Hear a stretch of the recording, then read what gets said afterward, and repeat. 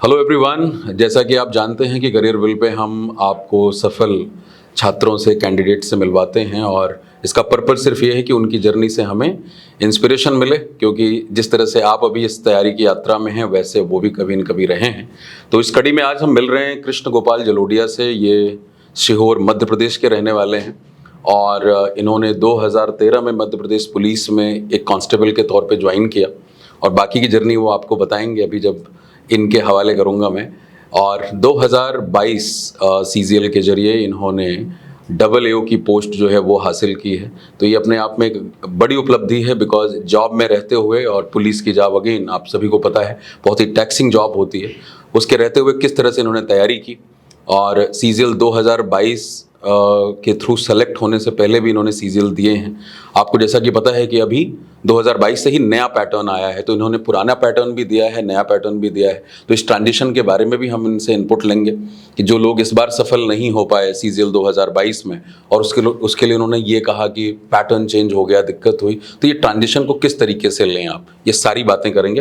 तो कृष्णा, सबसे पहले तो आपको बहुत बहुत बधाई इस बहुत बड़ी उपलब्धि पे। और मुझे ये पूरा विश्वास है कि आपकी ये जर्नी जो है बहुत सारे लोगों को इंस्पायर करेगी।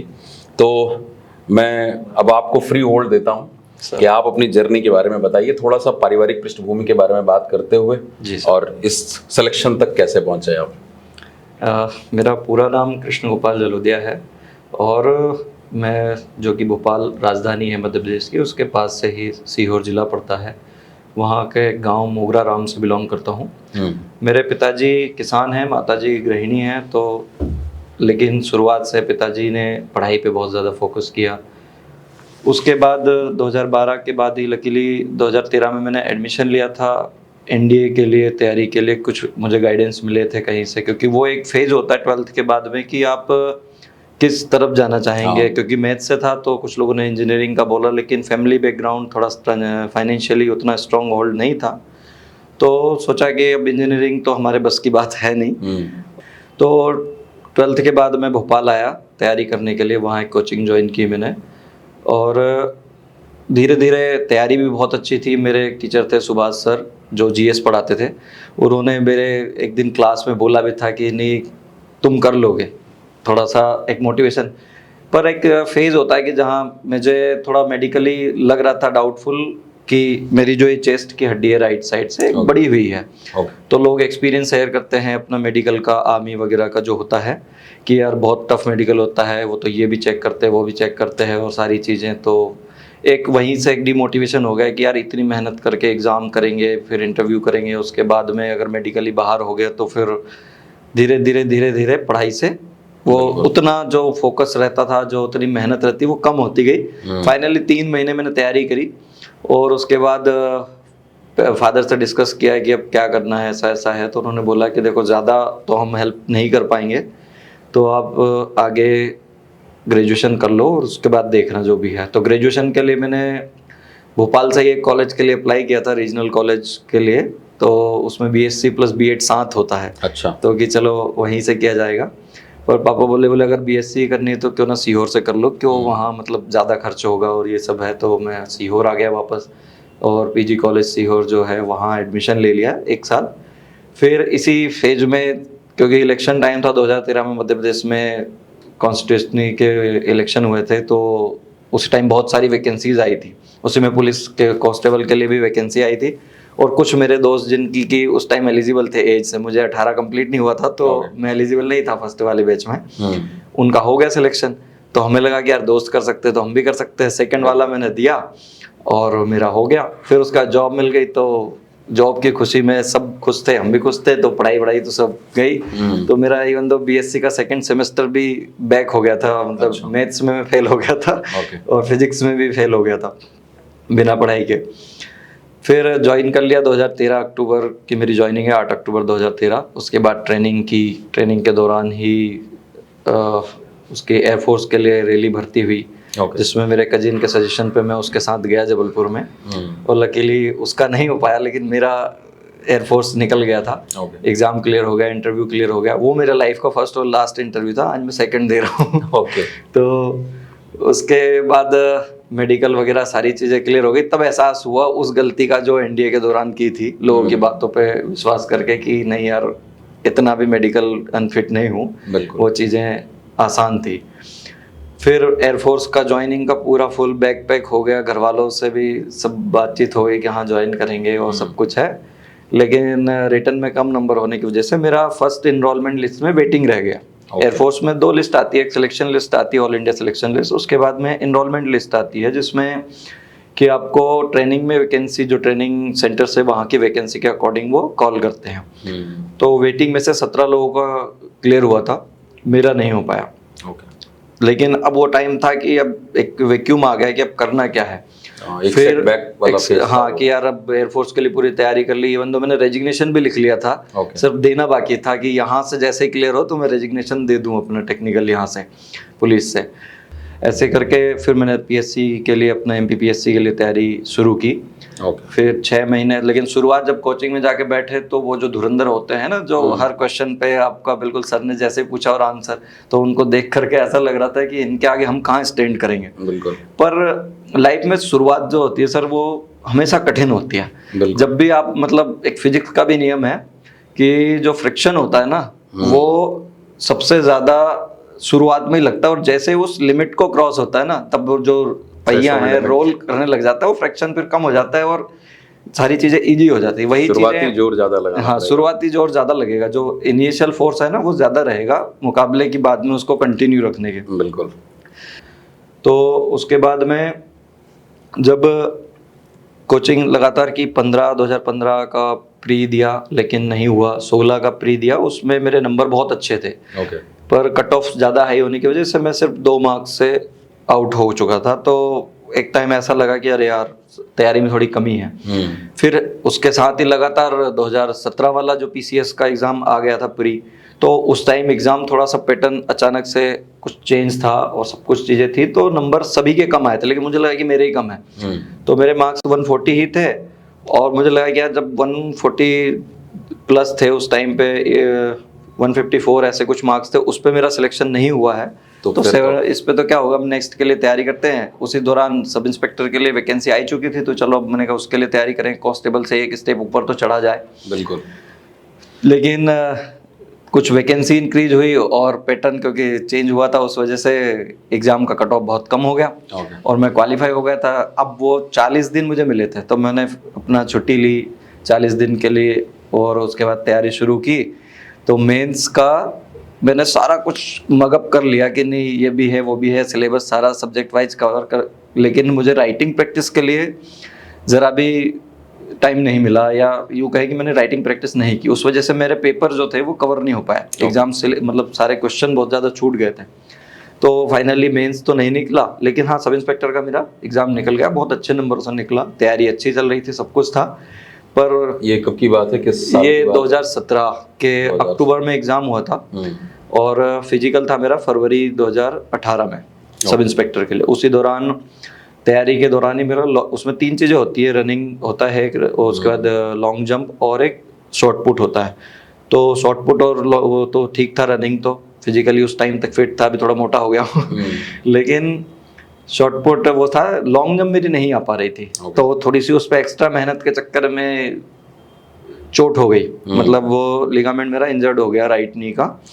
और जिस दिन एग्ज़ाम दिया उस दिन भी मेरे लिगामेंट में स्वेलिंग था, तो मैं फिर दौड़ भी नहीं पाया, रनिंग मेरी क्लियर नहीं हो पाई, तो एक सेटबैक लगा। और थोड़ा सा वो फेज वहाँ से ये कह सकता हूँ कि आज तक, मतलब वो नेगेटिव फेज स्टार्ट हुआ था 2022 तक जो चल ही रहा था, अब जाके थोड़ा, तो उसके बाद जो भी एग्ज़ाम दिए पीसीएस का, फिर प्री भी नहीं निकला 2018 वाला, क्योंकि उधर तैयारी हो नहीं पाई थी फिजिकल के चक्कर में, और थोड़ा सा सेटबैक लगा तो प्री भी नहीं निकला। फिर उसके बाद में 19 का एग्ज़ाम होना था, लेकिन वो काफ़ी डिले हो गया और उसी दौरान लॉकडाउन हो गया 2020 में। उससे पहले मैं भोपाल में ही, मतलब 2015 में जब व्यापम स्कीम केसेस ओपन हुए थे और सीबीआई को हैंड ओवर हुए थे, तो मैंने सीबीआई अटैचमेंट बेसिस पे ज्वाइन किया था। हम लोगों को हेल्पिंग के लिए, लोकल हेल्प के लिए वहाँ पे सीबीआई में अटैच किया था। फिर उसी साल काम करते करते 2017 में हम लोगों का डेपुटेशन हुआ, तो 2017 से मैं सीबीआई में ही डेपुटेशन पे काम कर रहा हूँ। फिर एक दोस्त ने थोड़ा सा आया, वो कभी मिला तो उसने पूछा कि भाई तुम्हारी तैयारी कैसी चल रही है। तो मैं बोला कि नहीं यार, तैयारी तो मैं छोड़ चुका हूँ। तो थोड़ा सा मजाक के लहजे में उसने बोले अगर वहाँ वापस आके दोस्तों की गालियाँ ही खानी है तो फिर तैयारी की क्यों, इतने दिन हाथ पैर क्यों मारे। बिल्कुल। तो उसने तो हालांकि मजाक में बोला था, लेकिन वो चीज़ मुझे कहीं ना कहीं पिंच कर गई कि नहीं यार, जो चीज़ अगर शुरू की है तो उसको एक मुकाम तक पहुंचाना बहुत ज़रूरी है। बिल्कुल। वरना लोगों को जवाब देते देते सारी ज़िंदगी निकल जाएगी कि क्या कर रहे थे, क्या हुआ और क्या नहीं हो पाया। फिर मैंने तैयारी का डिसाइड किया कि नहीं, अब तैयारी करनी है। तो सोचा कि अब क्या किया जाए। पीसीएस तो थोड़ा सा अटक रहा था, एग्ज़ाम्स हो नहीं पा रहे थे उस वजह से, कोरोना वजह से। फिर भाई मेरा छोटा कि वो सीजीएल की तैयारी कर रहा था, तो उसने ही सजेशन दिया कि भैया आप सीजीएल में थोड़ा बेटर कर सकते हो बजाय पीसीएस के, तो आप सीजीएल की तैयारी कीजिए। तो मैं थोड़ा सा यहाँ पे आपको रोकूंगा, क्योंकि जो इतनी लंबी जर्नी 2013 से चलते चलते हम 2020 तक आ गए हैं, राइट। और अभी सीजीएल की जर्नी के बारे में बात करेंगे, लेकिन मैं यहाँ पे थोड़ा सा पॉइंट जो हमारे सुनने वाले हैं उनके लिए ज़रूर बताना चाहूँगा कि अगर मैं आपसे पूछूं, आप कमेंट सेक्शन में लिख भी सकते हैं कि कृष्णा की जर्नी से क्या की टेक अवेज हैं, क्या आप सीख सकते हैं। तो जो मुझे बात समझ में आ रही है, एक तो इनको जब पहली जॉब मिली उसके बाद भी संतोष करके बैठ नहीं गए, जबकि मुझे लगता है कि शायद उसके पहले, जो हमारी पहले भी बात हो रही थी, परिवार में सरकारी नौकरी को लेकर के कोई बहुत रुझान नहीं था। आप शायद पहले, हाँ, मैं अपने परिवार से पहला, हालांकि सरकारी नौकरी में परिवार तो काफी एक कुनबा होता है, लेकिन अपनी फैमिली जो ग्रैंड पेरेंट्स की है उसमें मैं पहला बंदा हूँ जो सरकारी जॉब में हूँ। लेकिन उसके बाद भी वो जर्नी चलती रही लगातार। एक और इम्पोर्टेंट बात जो आपने कही है और जो मैं क्लास में भी बोलता हूँ कि अगर आप कॉम्पिटिटिव एग्जाम की तैयारी कर रहे हैं तो रटना नहीं है। रटने से तो कुछ नहीं, मतलब ऐसा नहीं होता। कुछ चीजें होती है जिनको रटना भी पड़ता है, और कहीं ना कहीं वो मेरी कमजोरी भी है कि मैं उनको नहीं रट पाया। पर जो चीजें अगर, जैसे इंग्लिश है सर, इंग्लिश का लोग पहले बोलते थे कि रूल्स रट लो, ग्रामर रट लो, ये रट लो, लेकिन आप जैसे टीचर्स हैं जिनके से मैं पढ़ा हूँ तो मुझे बहुत मजा आया। वो इसलिए आया क्योंकि मैं भी उसी एक एटीट्यूड वाला बंदा हूँ कि रटना नहीं है, सीखना है, कॉन्सेप्ट समझने हैं। कोई चीज हो रही है तो क्यों हो रही है, उस क्यों का जवाब जब जब आप ढूंढेंगे तब तब आपको मजा आएगा। तो अब सीजीएल 2022, सीजीएल की जर्नी 2020 से शुरू हुई जब आपको पता लगा भाई। हाँ, मतलब सीजीएल एग्जाम 2020 का था, लेकिन फरवरी 21 में मैंने अपनी तैयारी शुरू की थी। दरअसल मेरी फरवरी 2020 में ही शादी हो चुकी है, क्योंकि मैं घर वालों के हिसाब से और गांव में जो मेंटेलिटी है, जो उनकी अपब्रिंगिंग्स है, जो व्यूज उनको मिले हैं, तो सरकारी नौकरी लग चुका हूँ, कमाता हूँ, अब क्या दिक्कत है, और सब कुछ है। हालांकि मुझे उससे कोई प्रॉब्लम नहीं, मैं अपनी वाइफ जो है रेणुका, उनको भी एक सपोर्ट सिस्टम मानता हूँ। बिल्कुल, क्योंकि जब मैं यहाँ आया था तब मेरे साथ दोस्त रहते थे, वो पढ़ाई नहीं करते थे, वो अपनी लाइफ में कहीं ना कहीं कॉम्प्लासेंट हो चुके थे। तो उनके साथ रहने से मैं भी थोड़ा थोड़ा उनके जैसा होने लगा था, सारी चीज़ें, पढ़ाई छोड़ चुका था। पर फिर मुझे लगा कि नहीं, वाइफ भी मेरी उस टाइम, उसका ग्रेजुएशन चल ही रहा था, तो उन्होंने भी तैयारी करनी थी, तो मैं उनको लेके आया। एक तो थोड़ा सा, क्योंकि जॉब भी करनी है, घर के काम भी, खाना वाना, सारी चीज़ें, तो मैं अपना अलग दोस्तों से अलग होके अपना रूम लेके और फरवरी में वाइफ को लेके आया। मैंने फिर राकेश यादव सर का पहला बैच खरीदा था, मैथ्स 48 वाला, जो अप्रैल में शुरू हुआ था बैच, और वहाँ से मैंने सीजीएल की तैयारी शुरू की थी। तो उसके बाद जब तो राकेश सर का जो करियर विल पे पहला बैच था मेरा, राकेश सर का करियर विल बैच पे। और उसी दौरान मैंने इंग्लिश का भी, जो मेरे भाई ने सजेस्ट किया था बैच, फिर मुझे आपका सजेशन मिला, तो मैंने आपका वो जनरल, वो ग्रामर वाला जो बैच है वो भी लिया। उसके बाद वोकेब 12 मैंने, फाउंडेशन बैच वोकेब 12 का मैंने रजिस्ट्रेशन किया। मुझे आपसे वोकेब पढ़ने में बहुत मजा आया, क्योंकि वही आपका पढ़ाने का तरीका टेक्निकल वाला, एक साइंस फील्ड वाले बंदे के लिए आप बेस्ट हो। तो चीज़ें मतलब लॉजिक के साथ, कैसे रूट वर्ड्स के थ्रू, मतलब रूट वर्ड का कॉन्सेप्ट ही मैं वहीं आपसे सीखा था पहली बार, और उसने मेरी वोकेब में बहुत इंप्रूवमेंट किया। उससे पहले तो लगता था यार वोकेब रटनी पड़ेगी, और बस वही रटने के चक्कर में पीछे हट रहा था मैं कि यार रटा तो जाएगा नहीं। तो उसके बाद मैंने आपके बैच कंप्लीट किया, राकेश यादव सर का बैच लिया। शुरुआत में क्योंकि मेरा मैथ्स बैकग्राउंड है, तो धीरे धीरे मेरा इंप्रूवमेंट ठीक था। सीजीएल 2020 का एग्ज़ाम हुआ अगस्त में, और जॉब के साथ की परेशानी भी मैं बता सकता हूँ आपको कि हमारा एक ब्रांच में केस था बाहर का, वहाँ पे टूरिंग बहुत ज़्यादा होती थी। 16 अगस्त को मेरा प्री था 2020 का, और 14 को मैंने टिकट वहाँ से करवा के 15 को दिल्ली पहुँच के 16 को एग्ज़ाम दिया था। तो प्री तो मेरा निकल गया, नंबर बहुत कम थे। उसके बाद मेंस में स्थिति पता लगी कि हम कितने पानी में हैं। प्री तो जैसे तैसे, क्योंकि थोड़ा सा नॉर्मलाइज मार्क्स का भी बेनिफिट मिला, सब चीज़ें निकल गई। पर मेंस में इंग्लिश तो मेरा ठीक हो गया था, 156 मार्क्स थे मेरे उस मेंस में, लेकिन मैथ्स में मैं बिल्कुल औंधे में गिरा था। ओके 100 में से ओनली 41 क्वेश्चंस मेरे अटेम्प्ट हुए थे, और जब मार्क्स आए तो मेरे सिर्फ 34 क्वेश्चन सही थे। ये थोड़ा अनएक्सपेक्टेड रहा। अनएक्सपेक्टेड तो था ही, रीजन कईयों चीज़ों का होता है, मैं धीरे धीरे मतलब सीखते ही हम। 2020 में हुआ ये था कि अर्ली मॉर्निंग फर्स्ट शिफ्ट में मैथ्स का पेपर था, बिल्कुल, और थोड़ा सा मैं भी लेट पहुंचा था, और वहाँ जो बैग सबमिट वगैरह करते हैं बाहर एग्जाम सेंटर के, वो थोड़ा सा उनकी भी प्रोसेसिंग स्लो थी, इस वजह से एक टाइमिंग 8:30 की क्लोज टाइम था, उसके नियरेस्ट शायद 8:25 पे मेरा बैग जमा हुआ था। अब टाइम जब देखा तो थोड़ा सा एंजाइटी आ गई, एंजाइटी, घबराहट में फटाफट भाग भाग के अंदर पहुंचे, वहाँ रजिस्ट्रेशन करवाया, सारी चीजें मतलब एक फास्ट तरीके से होने लगी, तो एंजाइटी धीरे धीरे बढ़ते। वैसे ही मैथ्स का पहला क्वेश्चन आया और नहीं बना, दूसरा नहीं बना, तीसरा नहीं बना, तो वो एंजाइटी दिमाग पे हावी हो गई। बिल्कुल बिल्कुल, क्यों? क्योंकि अप्रोच गलत थी। मैं क्वेश्चंस को अटेम्प्ट करने की मेरी अप्रोच गलत थी। मैंने उसको फिर बाद में सीखा, कुछ वीडियोस ऑनलाइन भी देखे राकेश यादव सर का, क्योंकि बैच चल ही रहा था उस टाइम तक, मेरा कोर्स तो पूरा नहीं हुआ। सर ने बताया कि आपको ना थोड़ा सा ईगो पे नहीं आना है क्वेश्चन को लेकर के। क्या होता है जब जज्बाती नहीं होना है क्वेश्चन को लेकर के, जब हम पहला क्वेश्चन देखते हैं फिर बनाते आधा बना लेते हैं, फिर लगता है कि यार नहीं बनेगा, लेकिन हमारा ईगो अंदर से कहता है अरे आपने आधा मिनट खराब किया है इसके पीछे, तो आप कैसे छोड़ सकते हो। तो वो ईगो पे ले लेते हैं, और फिर हम उसके पीछे मतलब धुआंधार चलती है, क्वेश्चन हमें मार रहा है उसे मार रहे वाली सिचुएशन। ये एक इम्पोर्टेंट पॉइंट है, बिकॉज बहुत सारे जो कैंडिडेट हैं वो इस वजह से टाइम बर्बाद होता है। ये नहीं समझ में आता कि पेपर को टैकल कैसे करना है। मैं भी अपने क्लास में लास्ट क्लास में बात करता हूं, आपकी क्लासेस में भी ये चीजें आपने बताई है कि नहीं, क्वेश्चन से जूझना नहीं आता है तो ठीक है, नहीं आता तो छोड़ो। इसकी पेपर में तो हर तरह के क्वेश्चन है, इजी भी है, मॉडरेट भी है, डिफिकल्ट भी है, बिल्कुल टाइम भी वही है। ये टाइम आप मतलब एक स्ट्रेसफुल सिचुएशन को कैसे मैनेज करते हैं, पेपर ये ज्यादा टेस्ट करता है, बिल्कुल, रादर देन मैथ्स, इंग्लिश या रीजनिंग की, that how do you perform in a pressurised situation.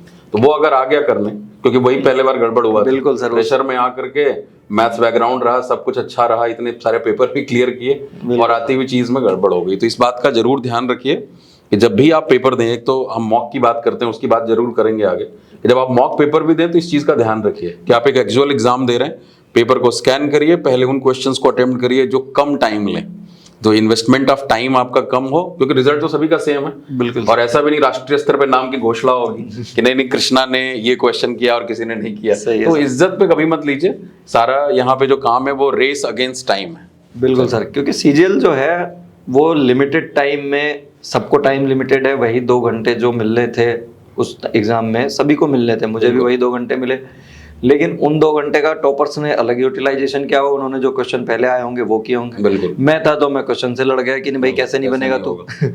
तो वो चीजें आपको धीरे धीरे इम्प्रूवमेंट आता है, मॉक टेस्ट देने से इम्प्रूवमेंट आता है। मैंने मॉक भी नहीं दिए थे उससे पहले, तो उसके बाद औंधे मुंह गिरे, फिर भी था कि यार चलो अभी तो तैयारी थी नहीं, एक अंदर ये भी रहता है कि हाँ तैयारी थी नहीं इसलिए शायद खराब गया, तो फिर तैयारी शुरू की। सीजीएल 21 तक होते होते मेरा मैथ्स का कोर्स कंप्लीट हो चुका था, राकेश यादव सर वाला, और वो के 12 भी मेरा कंप्लीट हो चुका था, इंग्लिश के मैं कंप्लीट कर ही चुका था। उसके बाद में 21 की मैंने तैयारी की, 21 का प्री मुझे एग्जैक्ट याद नहीं, लेकिन मतलब मेंस के जस्ट बाद में थोड़े दिनों के अंतर में ही प्री हो गया था। तो हालांकि मेरा प्री में परफॉर्मेंस ठीक नहीं था 21 का, मेरे ओवरऑल 134 ऐसे कुछ मार्क्स थे उस समय, तो उसका नुकसान मुझे लास्ट में, क्योंकि उस टाइम तक तो प्री प्लस मेंस और डिस्क्रिप्टिव तीनों के हिसाब से मेरिट बनती थी, तो मुझे उसका नुकसान यही हुआ कि प्री के मार्क्स कम होने की वजह से मुझे लास्ट मेंस मेरा क्लियर नहीं हुआ था। तो 21 वाले में मेंस में मैंने फिर वही चीज़ें डेवलप की कि यार नहीं, क्वेश्चन से भिड़ना नहीं है, ईगो पे नहीं लेना है, और इसके उसका बेनिफिट ये हुआ कि मेरा मैथ्स के कुछ जो मेन चैप्टर रह गए थे उस टाइम तक, मेंस होते होते ज्योमेट्री रह गया था और ये सब, उसके बावजूद भी मैं 80+ क्वेश्चंस अटेम्प्ट करके आया था 2021 में। और ये सिर्फ मतलब 4 से 5 महीने का गैप था सीजीएल 20 और 21 के मेंस के बीच में, मतलब 41 अटेम्प्ट से वो 80 हाँ 80+ हो गया, मतलब लगभग डबल आपका अटेम्प्ट हो रहा है। तो कहीं ना कहीं वो इम्प्रूवमेंट आपको उसी के थ्रू होता है कि आपने मॉक दिए हैं बीच में, सब कुछ है। उसके बाद सीजीएल, और एक इम्पॉर्टेंट लेसन और भी है कि अगर 4 महीने के अंदर दूना हो सकता है तो कभी भी अपने रिजल्ट को लेके बहुत सीरियस मत हो जाइए। ऐसा नहीं कि वो प्रूफ है कि आपको मैथ्स नहीं आती या इंग्लिश नहीं आती, आपके पेपर का परफॉर्मेंस उस दिन का परफॉर्मेंस है, जैसा कि कृष्णा ने बताया अभी कि वो जो थोड़ी एंग्जाइटी बिल्डअप हो गई या क्वेश्चन करने के अप्रोच के बारे में नहीं पता था, शुरू के ही 3 क्वेश्चन नहीं हुए, वो प्रेशर और बिल्ड हो जाता है, तो उसकी वजह से परफॉर्मेंस गड़बड़ हुई। ये नहीं कि कृष्णा मैथ में कमजोर थे, तो अपने आप पे ऐसा ठप्पा मत लगाइए। अगर कोई असफलता मिली है तो उसके कारण क्या है वो जानना है, उस पर काम करना है, आपकी परफॉर्मेंस फिर बेहतर हो जाती है। इसी दौरान 22 का नोटिफिकेशन आ चुका था, 22 का पैटर्न चेंज हुआ। एक थोड़ा सा सबके लिए शॉकिंग न्यूज़ थी, मेरे लिए भी थी कि यार पैटर्न चेंज हो गया। पर कहीं ना कहीं मैंने एनालाइज किया कि नहीं, मेरा रीजनिंग ठीक है, मेरा जीएस भी ठीक है, क्योंकि मैं पीसीएस बैकग्राउंड से रहा हूँ, तो मेरा जीएस भी ठीक है। और थोड़ा सा मैथ्स और इंग्लिश का वेटेज मतलब उस मुकाबले जो पहले मेंस होते थे कम हो गया है, तो बेनिफिट भी मिला। तो मैंने जब करनी है तैयारी, प्री के लिए भी वही करनी, मेंस के लिए भी वही करनी, तो मैंने अपनी तैयारी वही कंटिन्यू रखी। साथ में मैंने रीजनिंग, मैंने उससे पहले कोई बैच नहीं लिया था, लेकिन बाद में वो बैच मैंने अपने उनका सर का, पीयूष सर का बैच लेकर के, और उससे मैंने तैयारी की रीजनिंग की। और एक ये भी है कि कभी कभी लगता है कि हाँ मुझे आता है, तो आता था, क्वेश्चन मेरे बनते थे। रीजनिंग में भी मैंने 22-23 क्वेश्चन तक मतलब अटेम्प्ट किए हैं, सब कुछ है, प्री में भी मेंस में भी, ले मॉक में जितने भी थे। पर फिर भी कहीं लग रहा था कि नहीं यार, टाइम थोड़ा कम करना चाहिए रीजनिंग में। जो टाइम एक लोगों को लगता है उसको कम करने के लिए, तो मैंने फिर बैच लिया। और थोड़ा सा मेरी वाइफ को भी मैंने इसी, उनको तैयारी कर रही है सीजीएल की, तो उनके लिए भी मुझे कोई बैच लेना ही था, तो रीजनिंग पे भी मेहनत की। हम मतलब ये नहीं कह सकते कि आपको कोई सब्जेक्ट आता है तो आप उसके भरोसे बैठ जाओ। कि जैसे मैं अपना एग्जांपल देता हूँ कि सीजीएल में जो जीएस होता है, मुझे लगता था कि जीएस तो मेरा पढ़ा हुआ है, तो मैंने थोड़ी सी मेहनत उस पर कम की, सिर्फ थोड़ा सा रिवाइज ही किया, कोई बैच वगैरह लिया भी नहीं, इसलिए मैं सजेस्ट भी नहीं कर सकता कि किन से पढ़ना है किन से नहीं।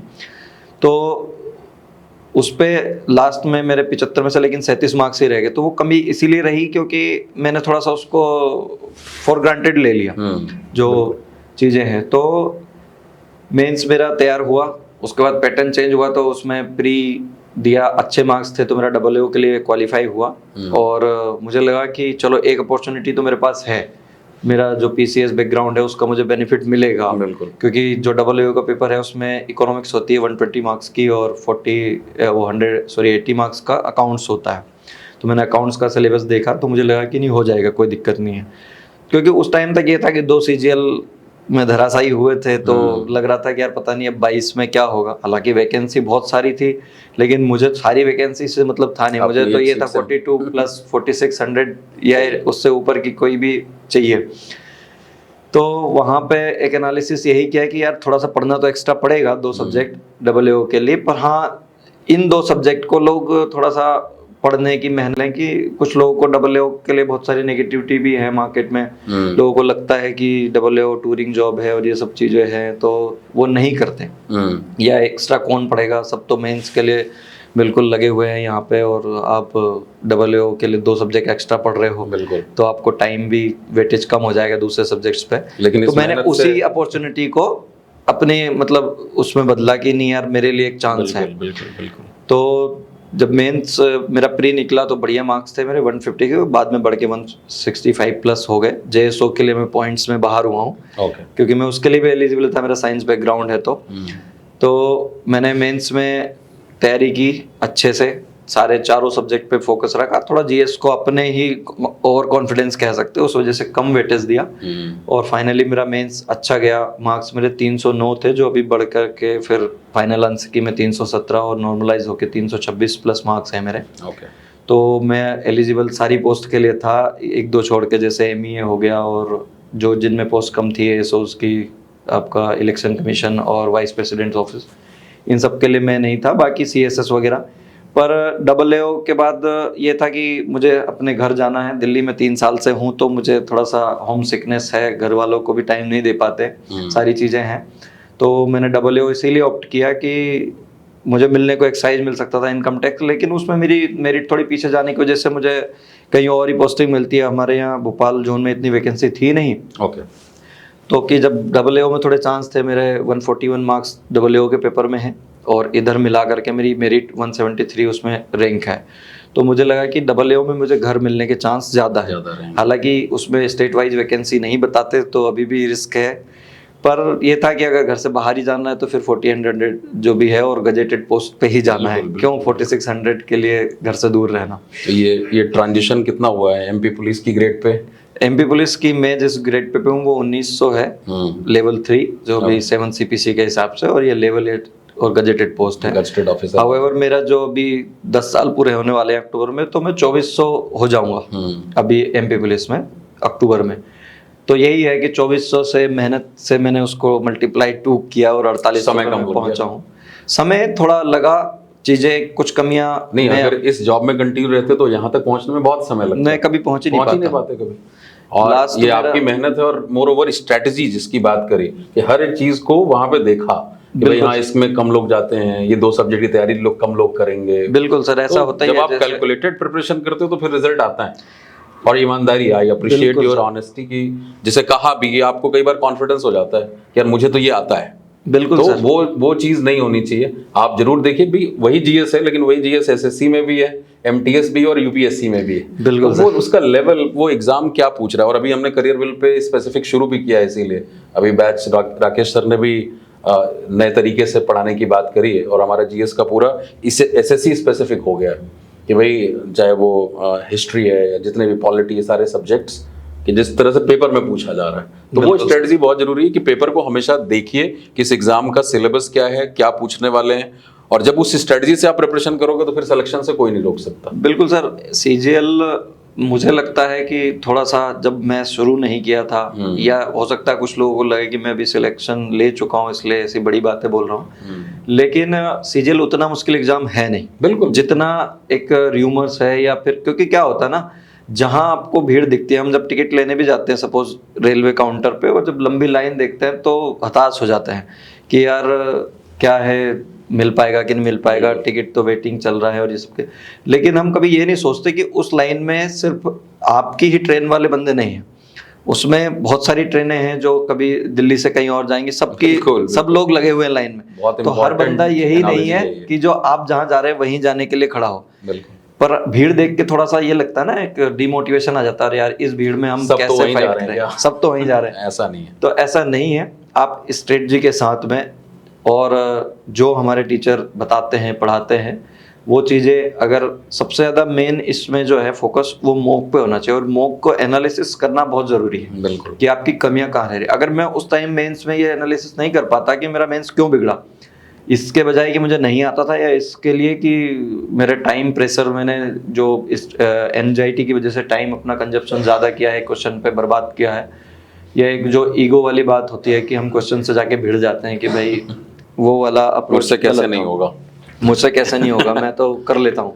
बिल्कुल। तो वो चीज़ें आप जहाँ जहाँ आपने कमियाँ ढूंढ ली अपनी कि नहीं मैं यहाँ, दरअसल होता क्या है कि हम खुद की कमियाँ नहीं देख पाते सर। अगर नहीं हुआ है तो मैंने भी अपनी लाइफ में बहुत सारे एग्ज़ाम दिए हैं। मैंने पीसीएस प्री क्वालिफाई किया, मेंस में मैं बाउंड्री पे आउट हुआ हूँ पीसीएस के, और यूपीएससी का भी मैंने एक ही अटेम्प्ट दिया है अभी तक, 2016 जब मैंने शुरुआत की थी तब। उसमें भी शायद 110 ऐसे कुछ कट ऑफ गया था और मेरे 90+ मार्क्स थे, मतलब फर्स्ट अटेम्प्ट में ही। तो एग्ज़ाम मैंने बहुत सारे क्लियर किए हैं, पर वही है ना, तब तक आप नहीं दिख पाते लोगों को, आप कुछ मैं आज यहाँ कहने के लायक हूँ, सर के साथ इंटरव्यू दे रहा हूँ इसीलिए क्योंकि वो सफलता मुझे मिली है और वो आपकी मेहनत से मिली, वो ऐसा नहीं है। से इससे पहले अगर मैं किसी को कुछ बोलता तो सब यही लगता है कि खुद ने क्या किया है। बिल्कुल। तो कहीं ना कहीं खुद करके भी दिखाना है, तभी आप लोगों को मोटिवेट कर पाएंगे। मेरा सीडीएस भी निकला है, लेकिन मैं एसएसबी देने नहीं गया इंग्लिश के डर से, क्योंकि वहाँ तो थ्रू आउट स्पोकन आपको जैसे जानकारी होगी। अब आई थिंक डर दूर हो चुका होगा। तो धीरे धीरे डर खत्म हो चुका है, अब नहीं बचा। वो डर ही है जो आपको रोकता है कहीं ना कहीं। तो डर के आगे जीत वाला जो डायलॉग है वो कहीं ना कहीं रियल लाइफ में अप्लाई होता है। ये जो परसेप्शन है ना, जैसे कृष्णा ने बताया कि पेपर टफ होता है, या मैं तो हिंदी माध्यम से हूँ या रूरल बैकग्राउंड से हूँ, तो ये सब हमारे दिमाग में ही क्रिएट किए गए अपने हर्डल्स। ये पेपर आपके बेसिक्स का है, दैट्स बिल्कुल सर। और बेसिक्स को, वही बात जो 10वीं तक पढ़ाई करी है उसी को पढ़ने का तरीका बदल जाएगा। जैसा कृष्णा ने कहा, रटना नहीं है, समझना है। जहां याद रखना है वहां तो याद रखनी पड़ेगी, जैसे हिस्ट्री में डेट्स हैं या फैक्ट्स हैं, वो तो आपको याद रखने पड़ेंगे। लेकिन भाई इंग्लिश में कोई रटने की बात नहीं है। Grammar is the mathematics of language. तो वहां पे आप लॉजिकली समझ सकते हैं। वोकैब का भी अपना साइंस है, चाहे वोकैब को डेवलप करने का या यूसेज का, या जिसपे जोर अभी कॉम्प्रिहेंशन का है। पेपर का भी आपको थोड़ा सा झुकाव कॉम्प्रिहेंशन की तरफ नजर आ रहा है, तो बहुत सीधी सी बात है, कॉम्प्रिहेंशन को लेकर भी स्टूडेंट परेशान होते हैं। भाई जब आपको वोकेबलरी के यूसेस की समझ है, सेंटेंस लिखने आता है, ग्रामर की समझ है, तो अंडरस्टैंडिंग लैंग्वेज की वैसे ही अच्छी होगी, वो बाई प्रोडक्ट है। लेकिन डिपार्टमेंट हमारे सारे अच्छे होंगे तभी रिजल्ट आएगा। बिल्कुल सर, क्योंकि गाड़ी के चारों पहिए जब ठीक होते हैं तभी गाड़ी चल पाती है। ऐसा नहीं होता कि किन्हीं दो पहियों पे हम उसको ले जाएंगे तो वो चल पाएगी। इसलिए फोकस सभी सब्जेक्ट्स पे करना है। बस हम ये कर सकते हैं डिसाइड कि जैसे इंग्लिश का वेटेज बहुत ज़्यादा है तो हम इंग्लिश पे फोकस ज़्यादा करें, उसके बाद मैथ्स रीजनिंग पे करें, फिर उसके बाद जीएस को दें। या ये भी हो सकता है कि आपका जो स्ट्रॉन्ग होल्ड है बिल्कुल आप उस पर ज़्यादा फोर्स करें। क्यों? क्योंकि वो चीज़ें आपको जल्दी रिजल्ट देंगी, आसानी से रिजल्ट देंगी। और जीएस है तो उसके लिए आप अच्छे टीचर से पढ़ सकते हैं। और जीएस को भी पढ़ने का मतलब अभी तक लोगों को लगता है कि एक रटन तो विद्या ही काम आएगी, लेकिन ऐसा नहीं है। आप अगर ज्योग्राफी पढ़ेंगे तो ज्योग्राफी प्योर टेक्निकल सब्जेक्ट है, बिल्कुल लॉजिकल। ज्योग्राफी में हर चीज़ क्यों होती है उसका जवाब है, बारिश क्यों होती है चीज़ें, तो आप उस अप्रोच से उसको पढ़ेंगे तो बिल्कुल आपको समझ में भी आएगा सब कुछ। वैसे ही इकोनॉमिक्स का है, इकोनॉमिक्स आप पढ़ते हैं तो वो सारे टेक्निकल कॉन्सेप्ट्स हैं, सब कुछ चीज़ें हैं कि कोई चीज़ बढ़ती है, रेपो रेट बढ़ती है तो उसका क्या इम्पैक्ट होता है, घटती है तो क्या इम्पैक्ट होता है, वो सारी चीज़ें टेक्निकल है। तो जब आप कड़ियाँ जोड़ लेंगे सारी चीज़ों को, कहानी के थ्रू आप अपनी बना लेंगे, तो आपको फिर उतना याद रखने के लिए परेशान नहीं होना पड़ेगा कि नहीं ये क्या है वो क्या है।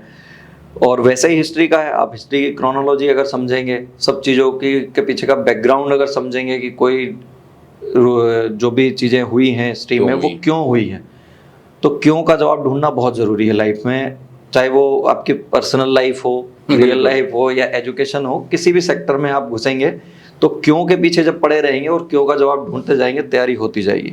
मेरा तो यही परसेप्शन है और यही मैं क्लास में भी ये सेंटेंस यूज करता हूँ कि why is far more important then what and how. सब आपको यही बता रहे हैं क्या करना है, कैसे करना है, क्यों का जवाब नहीं मिलता। तैयारी करने वाले बच्चे भी सब कर रहे हैं तो मैं भी कर रहा हूँ, तुम ये वाली तैयारी क्यों कर रहे हो, क्यों कर रहे हो। बस अब ये अगर इस पोस्ट पे पहुंचे हैं कृष्णा, जो शायद इनके जो करंट प्रोफाइल था उसमें पूरी जिंदगी में नहीं पहुंच पाते, और आज यहाँ पहुंचे हैं तो मुझे पूरा यकीन अब आप यूपीएससी के लिए जाएंगे ही, एज भी है अभी आपके पास। तो अब शायद जैसे न्यूज में आता है ना कि भाई कांस्टेबल बना आईपीएस आईएएस, हो सकता है कृष्णा के लिए आने वाले दिनों में हम ये न्यूज सुने। और इसके लिए बहुत बहुत शुभकामनाएं हैं आपको कृष्णा, लगे रहिए आप इसी तरीके से।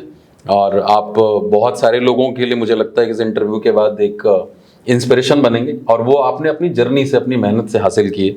चलिए बहुत बहुत धन्यवाद एक बार और बहुत बहुत बधाई सर।